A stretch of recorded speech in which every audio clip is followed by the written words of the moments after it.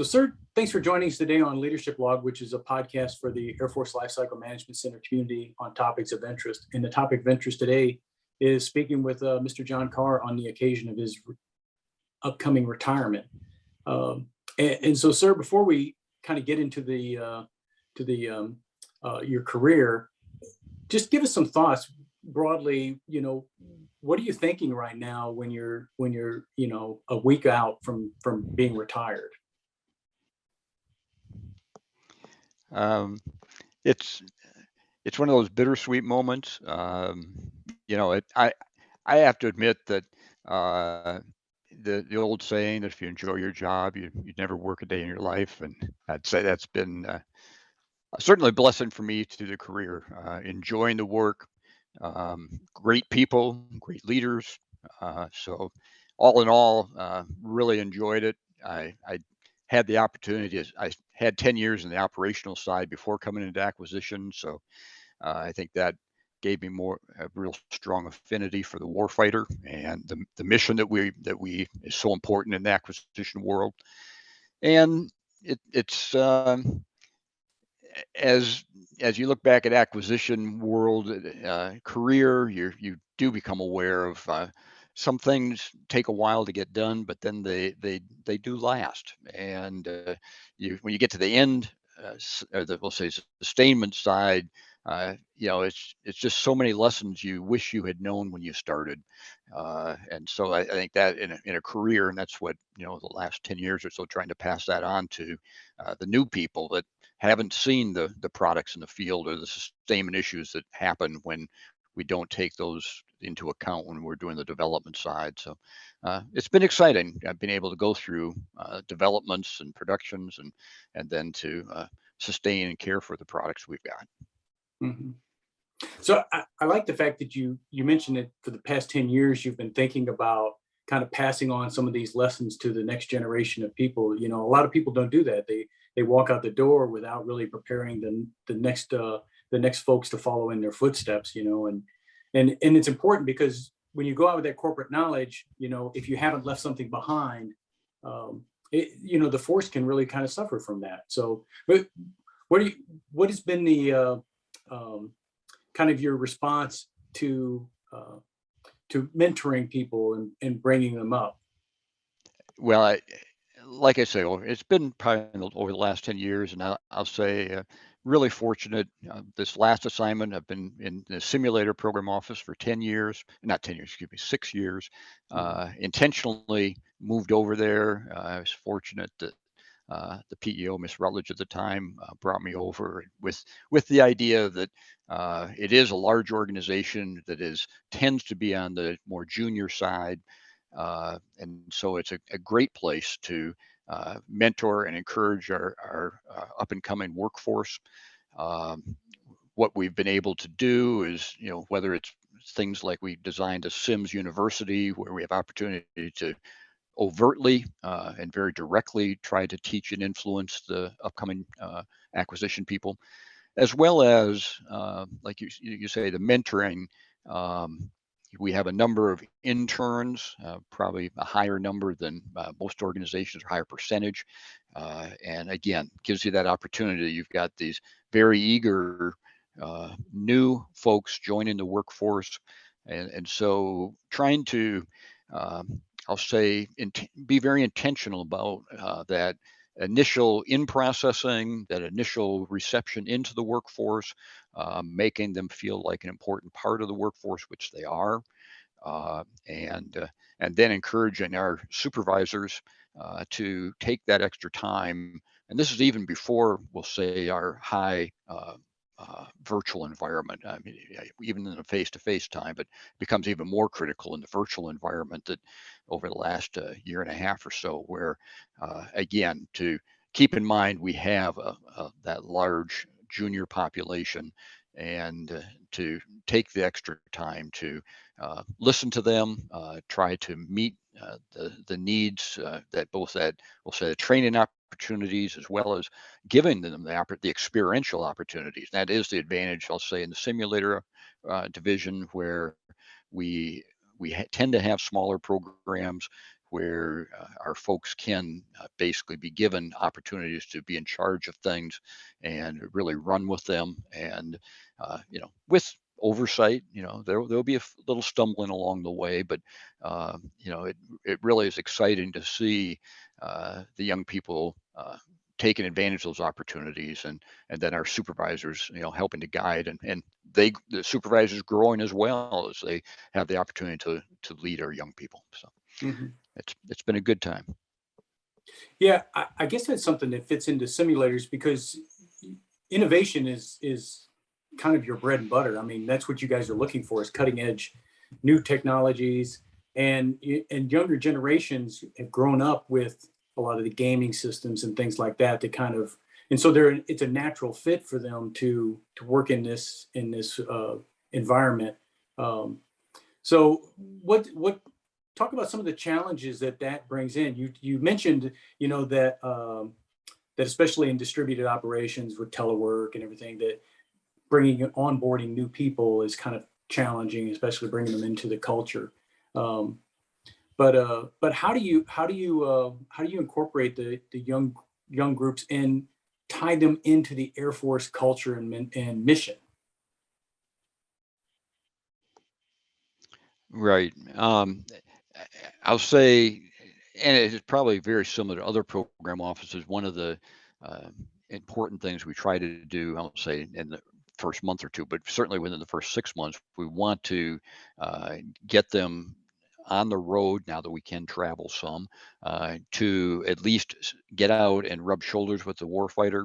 Simulators, again, that's one of those secrets that I didn't know much about till I came over to simulators 6 years ago. Uh, that I mean, it is a integral part of the warfighting preparation mission, and therefore, as our teams, I would say our young people, but all of us, as we have the opportunity to go out and work with the warfighter around the simulator, to appreciate how important this is to their mission, whether that's our pilot training people with AETC, or it's our direct warfighters in ACC or AMC, or our soft people. Um, to be able to see how the warfighter actually uses the simulator, it's way more than um, you know, I go back quite a ways in my operational time, but back when a simulator was just a procedural trainer, it is now, if we do that, but it is much more than that, in that it also that we do our mission rehearsals in the simulator, and therefore, especially you could say as we were sending people down range, um, you want them to have seen and experienced the missions that they will be undergoing before they get there. And so for our people to be able to go out and uh, experience those missions along with the warfighter, to have an appreciation of what our simulators are being used for, is just all the more motivation for them to appreciate the importance of the work that they're doing. Yeah. We also have the privilege that we have a couple of the simulators on base with our reserve unit across the base with the C-17s, so that we can, if we can't get them out TDY, we can get them across the base to at least having a feeling for what are the simulators, what is the simulator, and how is it being used. Yeah, I know that they're a lot more prevalent than maybe they were at one time. That even using them for training aids or for maintainers or a lot of different ways like that, ways that you can do training in a much safer environment. Um, and so I can see that taking your people out to the field where they have an understanding of what is possible with a simulator. You go out and meet with a warfighter and find out what are the kinds of tasks that you're trying to do. Can identify a lot of new innovative ways to use the simulating capabilities, to perform tasks that you might not have otherwise known about. So I can see that the idea of traveling around is really kind of crucial in your job. Yes, sir. And that exactly right. And then you mentioned earlier the idea that many of our young people are coming in with that gaming knowledge. Um, our simulators are based on technologies from, unfortunately, you have to say 30 years ago, as you start saying last century. Uh, Computers were much more immature, and there are a lot of limitations on what could be done with the Hmm. computers and how they were designed. As we bring the gaming technology in, um, we have the opportunity uh, to, I'll say, expand the networks and so forth. So that's what we're working now. So, sir, if you could, let's talk a little bit about your career. Right? Now, you started as in the military. Tell us a little bit about that. Okay. Graduated from the Air Force Academy way back in 1973. So been a number of years ago. Uh, Started out with the idea of, well, started out as a civil engineer and went to Nellis Air Force Base. Spent a few months there before it dawned on me, there, reminded me that the Air Force is about flying and fighting, and had the opportunity to go to navigator training. So went from up to Sacramento to Mather Air Force Base, um, and back when there was a Mather, Hmm. and did graduated there, and also did electronic warfare training there at Mather. Then went down to Central California for follow-on training in B-52s. Um, an important part I better put in there. I met my wife in Sacramento, so that was a great opportunity too. So, so then the two of us started traveling the Air Force. So went down to Central California for the B-52 training, and from there up to Rome, New York.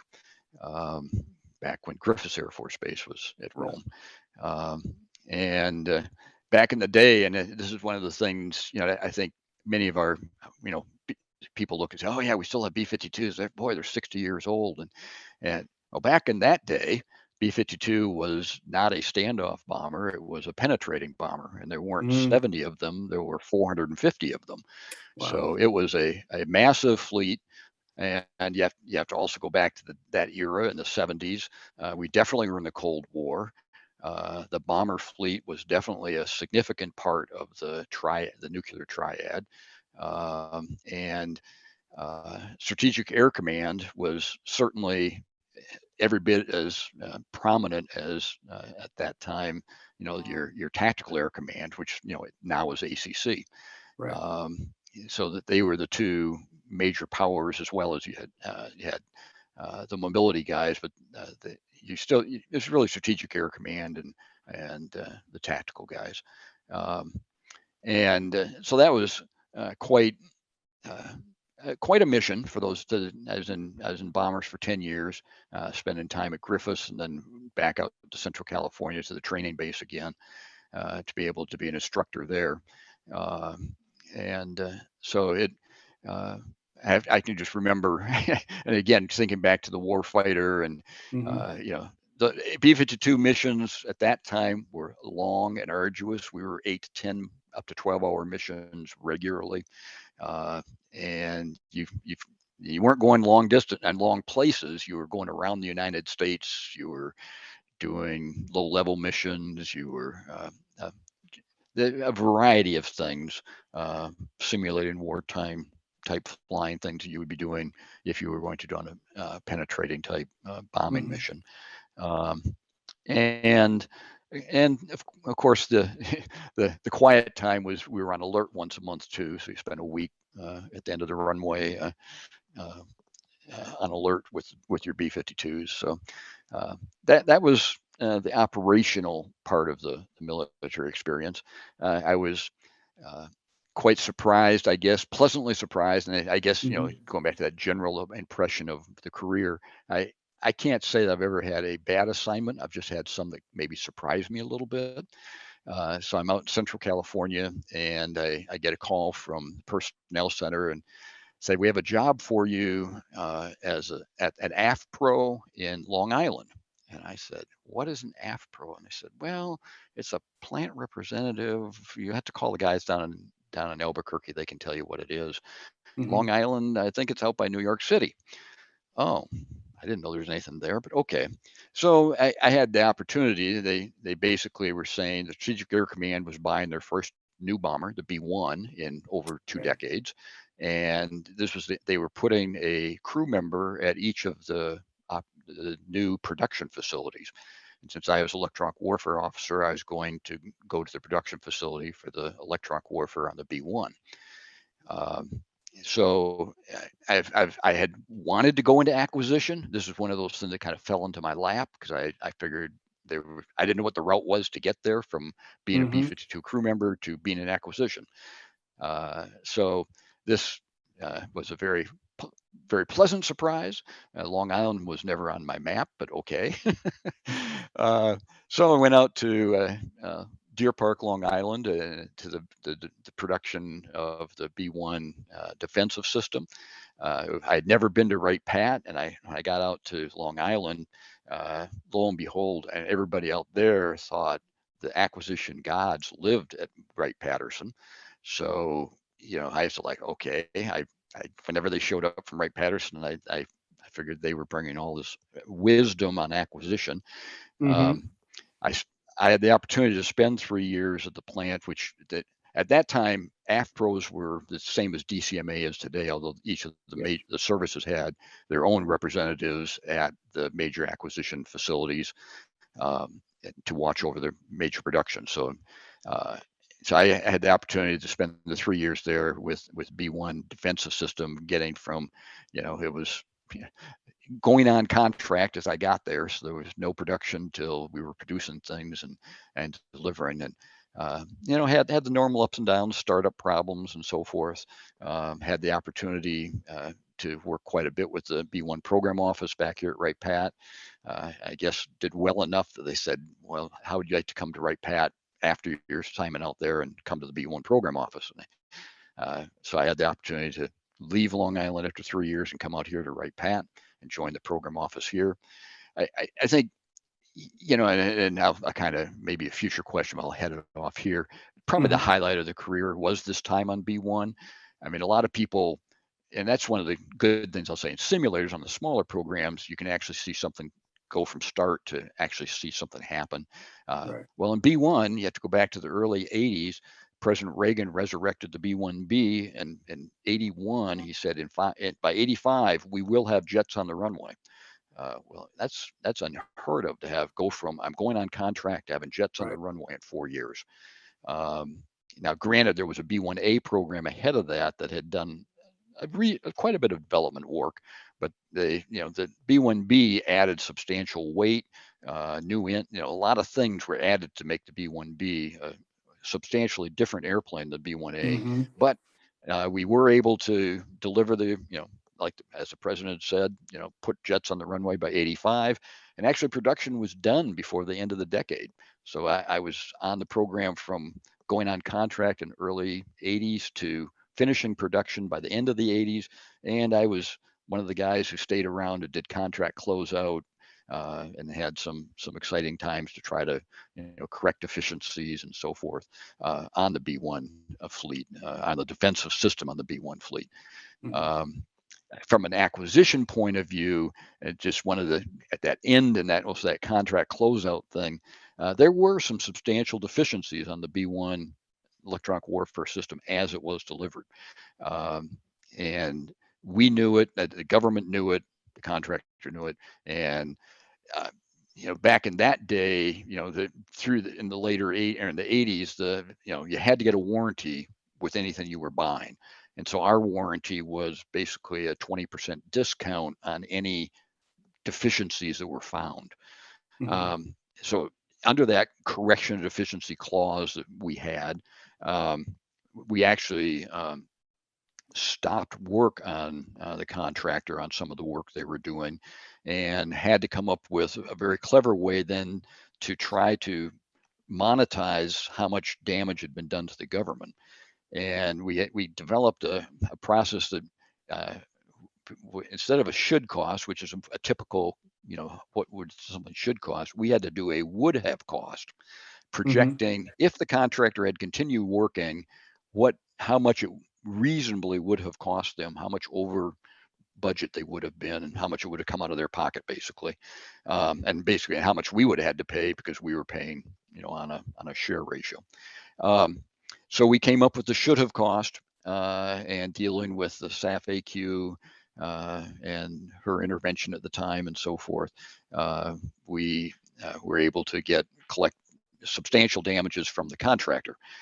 Along the way, and that collecting substantial damages also meant there was a correction deficiency follow-on program.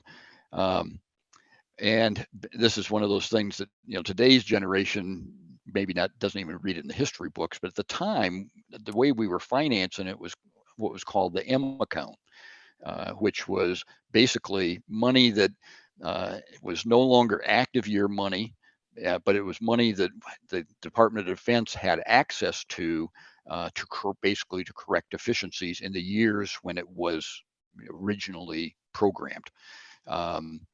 And it was never meant, I guess Congress, I'll say, never intended for it to be a major outlay. It was more, $1 million here and $1 million there on correcting spares problems or things like that.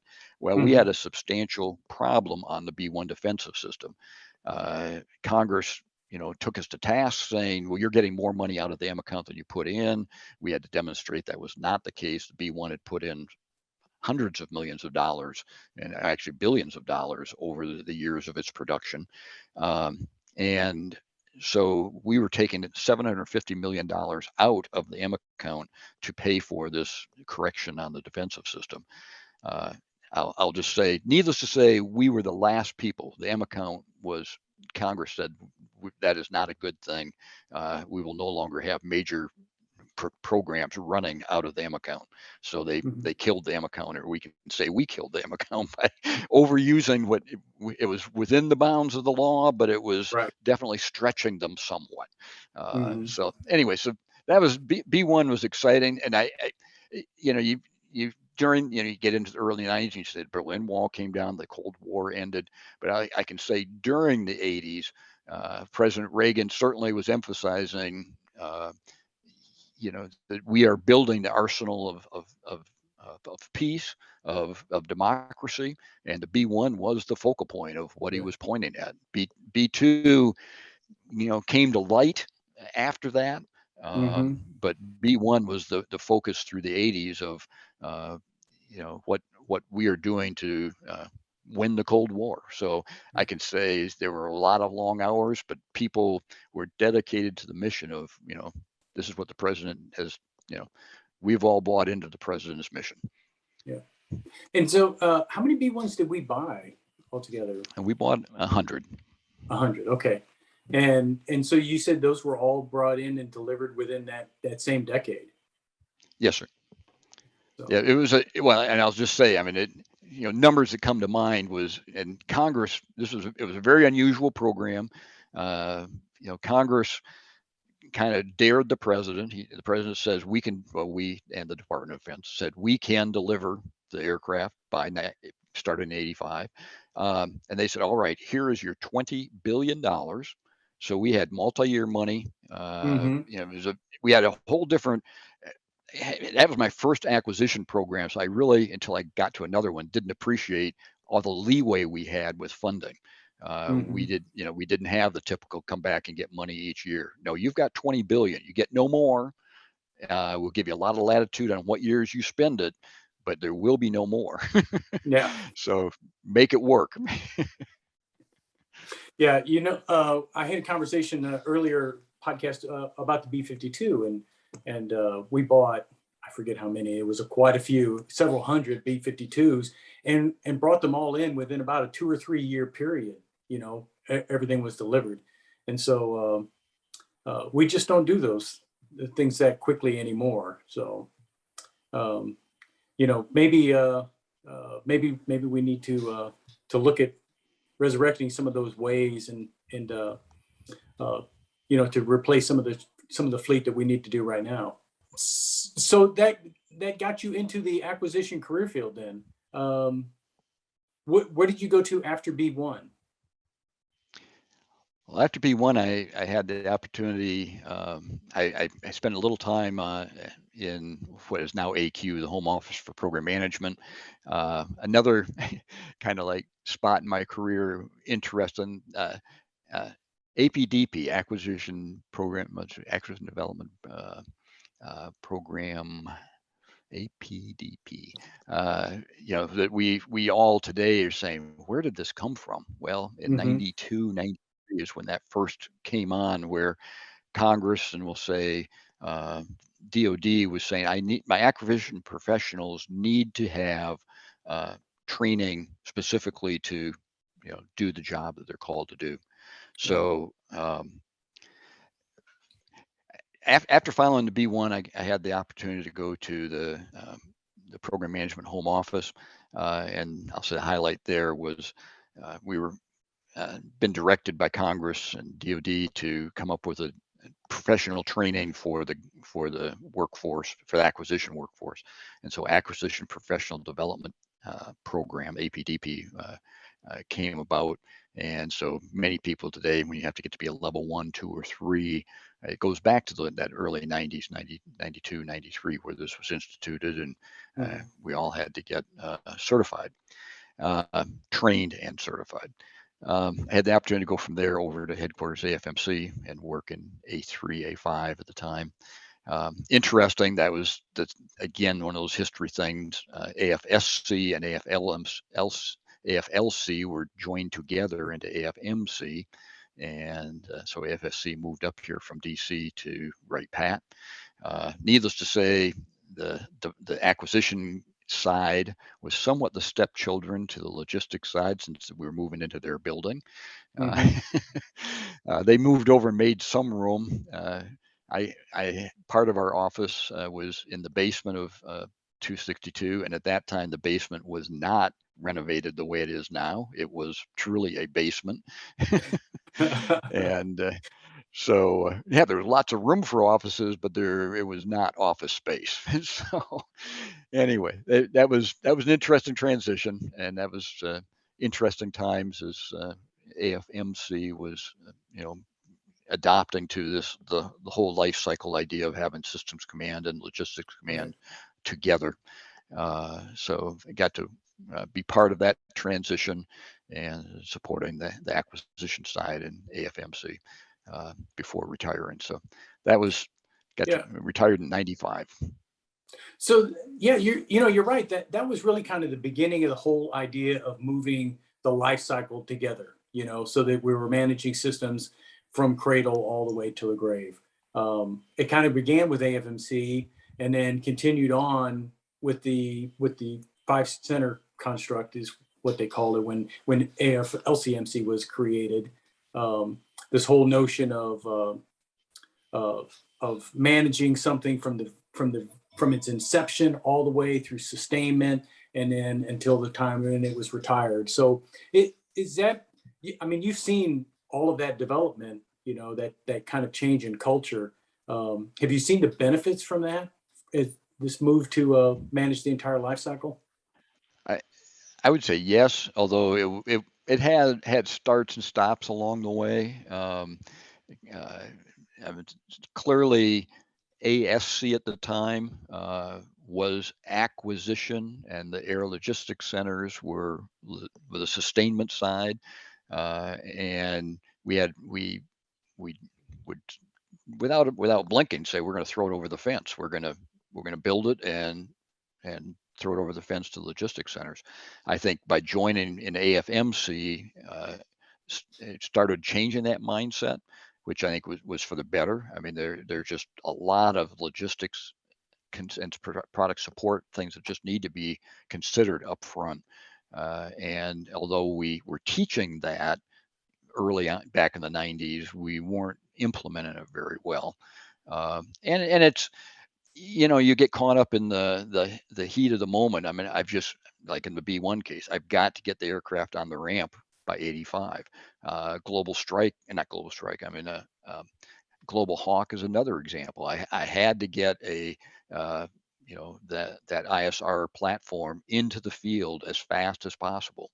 And so we again kind of set aside the product support considerations to be able to produce it as quickly as possible, and then had to come back around on those and other programs to come back and fix the product support side that we had ignored early on, and at a substantial cost. But Yeah. we did meet the warfighter need at the moment. Yeah, and we've learned, especially with platforms that stay on longer than anybody really ever intended for it to stay.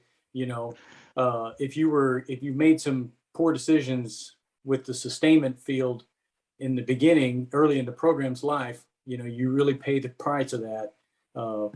When you're trying to figure out how to keep it in the air. Well, case in point, the B-52. It's probably going to get to 100 years, but that we're still going to be flying B-52s. The B-1 has been around a lot longer than people thought at the time. So, Yes, sir. Now, I would say the other concept, and that I think is really key in we'll say acquisition, is that and today we just kind of take it for granted, but back in the early 90s, mid 90s, this new concept of integrated product team. And you have to put yourself back 25 years ago. I mean, in the 80s and 90s, the functionals ruled, and I'll say particularly EN ruled. mm-hmm. Uh, and the whole idea of an integrated product team, where instead of a functional being the decision maker, the team needs to be the product team needs to be the decision authority, and that all of the functionals come together to make that product work. Uh, and that's again over the last 25 years. I'll say it's been, sometimes it's been more product oriented, sometimes it's been more functional oriented, because of course the functionals are very key in continuing to keep a trained workforce, Right. and to be able to so they can't back off and kind of say, well, okay, I guess the IPT is doing the job, and the functional has to keep a hand on what's happening in the product, so they are keeping the right training in the workforce. You mentioned earlier, I'll say simulators, and the whole idea of innovation and being on the cutting edge of things. We absolutely need engineering talent that 5 years ago we didn't know we needed. The whole idea of the gaming industry and so forth, what that type of industry and that type of engineer looks like. But I'll say something again that's come all the way to the end of my career here in the last several years. In simulators, about 3 years ago, we recognized that uh, the simulators that had been built back in the 80s and 90s and even into the early 2000s um, were going. They needed a recapitalization. There needs to be a substantially different simulator for the Air Force enterprise. And the whole structure, we'll say how they are tied together, needs to be relooked at. Well, I'll say myself, kind of, we'll say the simulator leadership looked at that and said, we need to look at our organization. So it's not just the simulator hardware and software needs to be changed, but we as an acquiring organization have to change, because we're going to change from a very stovepipe. I'm buying a simulator for B-52, or I'm buying simulators for ACC and AMC, but I'm buying them for that command specifically, not for the Air Force in general.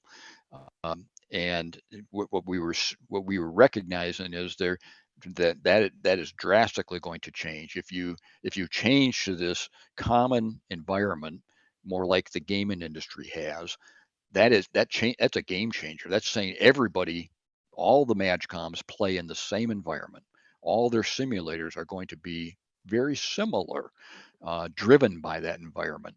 So organizationally, we have to, that idea of an IPT, the integrated product team, it has to be accentuated. We have to be able to work horizontally across this organization. And John comes to work on Monday, and I am the B1 engineer. But on Tuesday, I am the visual system expert for all of the Air Force simulators. And on Wednesday, I'm helping a source selection for one of the mobility platforms. Because of the expertise I have, so that we have to be able to share and move around between teams. So it's not just being working as a team. I'm going to have to be able to flex between teams. So that led us to a further consideration that we need to have a facility that would make that a reality. So Building 32 went through, this is before COVID, we Hmm. went through a renovation where we did away with all the cubicles, and came up with an open architecture, uh, open seating architecture. We added a number of teaming rooms, so that you this idea that John would be able to do these various tasks during the week, um, these various places to meet. It's very essential that John just doesn't come to work and sit in one desk, and my team always sits around me, because I need John to play on multiple teams, Yeah. and to feel that. And this is again before COVID, so we issued everybody laptops. We got Wi-Fi throughout the building. The idea that you reserve a spot. If you don't have a cubicle of your own, you reserve a spot based on what team you're going to be working with. That team reserves an area, and you can mobily move around the building to various team meeting places, and just pick up your computer, go plug it into a docking station, project on the wall.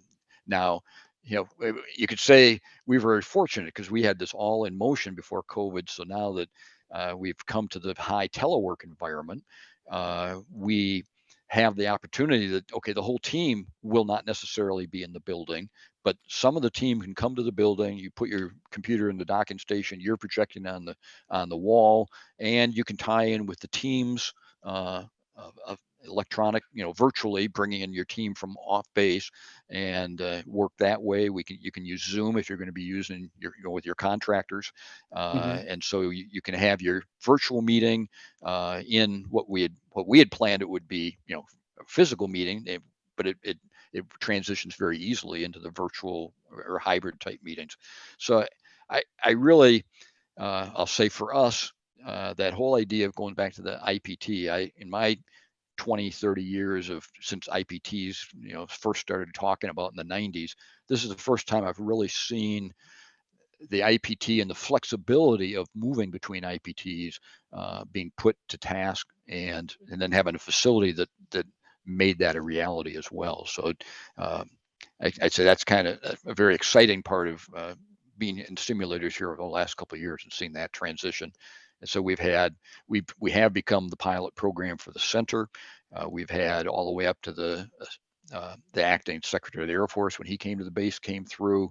We've had a number of dignitaries, as well as a lot of other organizations who are looking at this same idea of how do we work in this new hybrid high telework environment. Right. And we were very fortunate. We were out in front of that, and hadn't anticipated it transitioning as quickly as it did, but it worked out very well. Yeah.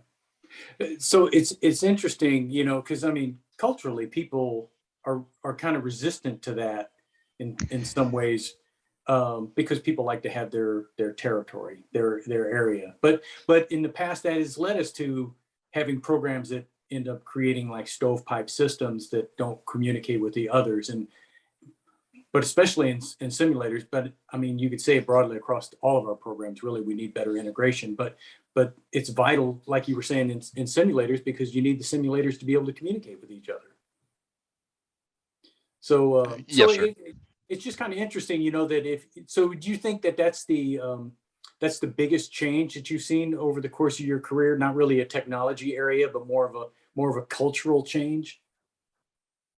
I mean, definitely, and I think that's. I mean, in COVID, I think it was coming anyway. Um, I think COVID accelerated it, years. Um, 'Cause I can remember this is 3 years ago. I had the opportunity to go to the LCMC Senior Leader Offsite to describe what our renovation was going to do and what the organizational impact was. And there were a number of naysayers to say, yeah, I understand, other people do it, but I don't think that'll work in DoD or at Wright Patterson. And I have to say, one of our forward-thinking PEOs, Miss Rutledge, said, "Come on, guys. I mean, industry's been doing this for a decade. I think we can manage this." So it was good to get her mark of approval, give it a little push along, and so we and people have watched over, but once COVID hit, I think everybody became much more aware. And I will say the way the center is looking at it is there's just not an we are unlikely to be building new acquisition buildings like we did a decade, 2 decades ago Right. down the flight line in Area B. Um, and there is definitely a shortage of space. And probably most drastically, there's a shortage of secure space. So the center is seriously looking at taking we'll say our hoteling concept that we have demonstrated, and using that particularly for all or most of the unclassified work, and thereby shrinking the unclassified footprint and turning a number of that larger areas into classified spaces. So uh, I think that the hybrid workforce and what is still to be accomplished is as we bring people back, uh, we cannot we can't revert back to old management processes, which is basically line of sight management, Right. because a large part of the population will not physically be there. There's going to continue to be a large virtual workforce. Um, so we have to figure out how not to lose sight of all the good things we've learned during the high telework, but to also benefit from being able to come back and have face-to-face meetings as required. And we have to maximize those meetings. We can't just say, well, the team's going to come in on Wednesday and we're just going to have meetings from 8 to 5, because the team's going to go home at 5 and say, I think I could have done that all virtually.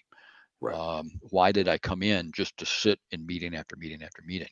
So we are still going to have to work through that hybrid workforce, managing that hybrid workforce. There are those in the industry who have done that over the last 5 years or so, but has not widely been done yet. So I think that's something I'll say we, Wright-Patterson, but we, the larger workforce, as people start coming back to their workplaces, there's going to be a lot of management classes, no doubt, on how's the best way to manage that workforce, because it is going to be different, and I think some of it's we're going to be learning as we go. Yeah. Yeah. But like you said, the potential is there for better collaboration and better integration, utilizing people across multiple teams. Those are all important factors in order to kind of get after a lot of the systems integration problems that we've had in the past. So, well, Yes. sir, I think that pretty much brings us to the end of our time. But before we go, I just want to say, is there anything that I forgot to ask you about or anything that you'd like to mention? Kind of closing thoughts? One part of the career that I skipped over, and I in between when I retired from the Air Force, uh, I came back as a contractor working here at Wright-Patterson. Hmm. And I would like to. I spent a little over 6 years as a contractor, and I, I'm I think it is a great opportunity for people to, if you can sometimes transition from the military right into civil service, but transitioning as a contractor gave me an appreciation for, in that case, you can say our A&AS contractors, but Hmm. uh, in general, we in the government are dependent on all of our contractor support to to produce, we'll say, whether it's A&AS who are supporting us directly, or our vendor contractors, our OEM contractors who are producing the products. Uh, Being a contractor made me appreciate, one, there's that difference between being in the government and being a contractor, but yet the vast majority of our contractor workforce bleeds blue. I mean, they are part of the national defense, and they know that. Hmm. And so I think that is very helpful for us to remember as government people that yes, there is a line between us and our contractors, and yes, they are bottom line. They have a responsibility to earn a profit for their shareholders, Sure. but they are in the fight to help us defend our country and build the best military that our country can have. So I think that was an important lesson for me to learn being a contractor. And I think it's something that has stayed with me over the years. Yeah. Yeah, I think it's one of the things you hear leadership talk about a lot, the big A airmen, where we're talking about our active duty, our civilians, and our contractors as well. And because they honestly are part of the team. So I think Yes, that's a sir. great point, Ed. Um, I I mean, I will say that I over the years really impressed with the visionary leadership that I've had a privilege to support, work with. Um, I can remember back years ago on B1, and I just, how does the B1 SPM, the PM at the top of the B1 program, manage $20 billion of effort? I mean, that's just so broad, so diverse. And I think over the years we have, and back then, we had, you did not have all your computer tools and so forth. We had, I just, I can still remember, the whole idea of a color chart. That meant you came in on the weekend and you colored it with colored pencils. There was not a color printer to make it with. Yeah.